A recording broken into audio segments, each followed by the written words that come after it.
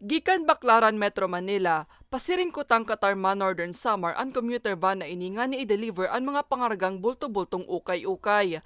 Alagad sa ginibong vehicular inspection kan Coast Guard Substation Matnog sa Matnog Port, na pag-araman na bako ini dokumentado matapos na dai makapagpresentar nin mga magkakanigong papeles ang mga lunad kaini. Sigun kay Lieutenant Commander M. Avila, tagapagtaram kan Coast Guard District Bicol, total na 41 bundles din assorted ukay-ukay ang laog kan commuter van na nagkakantidad 1.1 milyon pesos.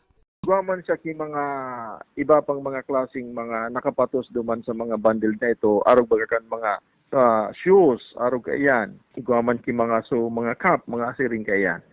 Binisto ang driver kan bihikulo na si Polito Lemendog, asin aki kaining si John Paul kan Katarman Northern Samar, na nagsayuman ang magtaupan ng iba pang impormasyon. Pwedeng sabihin na sa diri mismo kayo kan mag-ama o kang driver, day man nila claim. Ang sabi nila, driver man sana.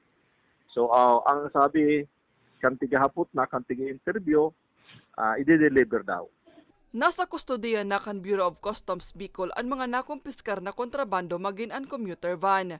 Nahahampang naman sa kasong pagbalgar sa RA 4653 o an act prohibiting the commercial importation of textile articles commonly known as used clothing and rags, asin RA 10863 o an act modernizing the Customs and Tariff Administration ang mag-amang Lemendog. Para sa mga storyang tatak, Bicol, Maria Lorenzana.